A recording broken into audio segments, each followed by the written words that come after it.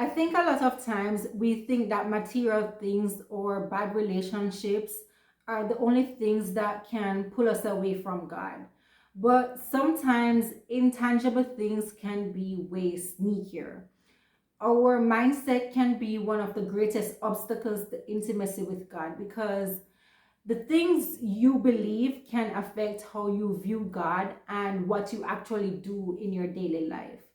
So let's talk about some of the things I gave up to be closer to God.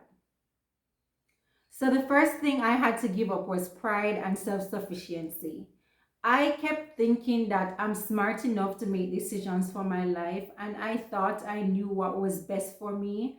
And so as a result, I didn't really see the need to be acknowledging God or seeking Him for direction, especially for the small things, right? So I was just out here making decisions based on what I thought or what I felt was right. But if you want to be closer to God and walk according to His ways, you need to be seeking Him for direction. Like, you need to be looking at the Word as a mirror to make sure that your actions are lining up. The next things are stubbornness and disobedience. And I think these are closely linked to pride. And I wanted to do things my way, and I wasn't really willing to submit to the Lord. But the whole idea of having Jesus as Lord is that you submit, you obey, you surrender. And it's hard to get close to God if you won't do what He's asking of you. You're pretty much going in opposite directions. And we all know that if you're going in opposite directions, you're not getting closer to God. You're actually moving away from Him. And that's why obedience is so important. It helps you to be in alignment with God. So when He said, like, I needed to stop running to people and the internet before running to Him, I wanted to keep running to people and the internet. But I knew I had to let go of doing things my way and listen to what He was saying. Like, I had to learn to seek Him for direction and guidance first instead of looking to people for answers. And that helped me to get closer to God, because every time I ran to Him and He gave me the guidance I needed, it was building my faith in Him. So I started to trust Him more, and I kept running to Him, which actually built the relationship. Another way that stubbornness showed up is that I had goals for myself that were not in alignment with what God was calling me to do. So I know God was calling me to ministry, and I was set on doing business.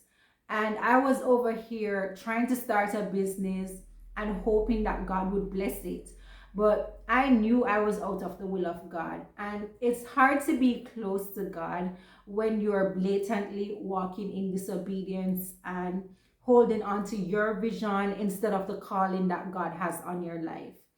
And then I wondered why I was so confused and frustrated and unfruitful, because the thing is, I had to do a heart search and surrender my desires to Him and do what He called me to do. And the peace that I have since I have done that is unmatched, right? I sleep so much better at night because I know that I am in the will of God.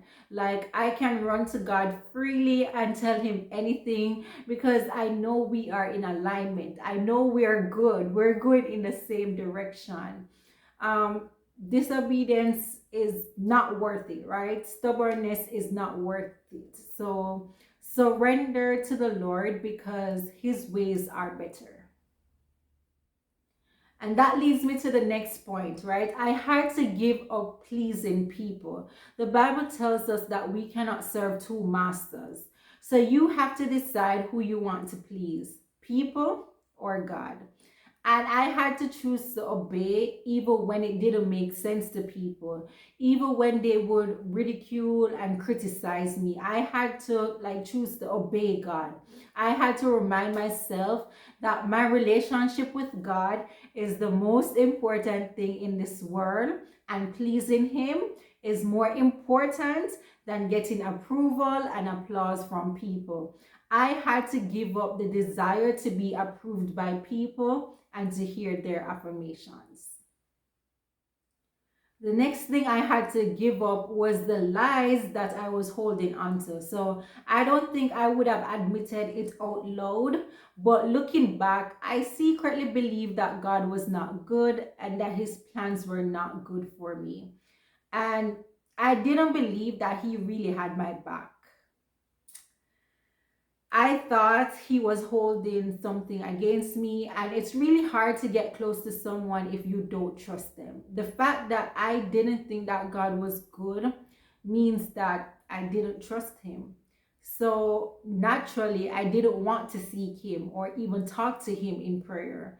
And that really affected our relationship. I think we all know by now that communication helps to keep relationships going.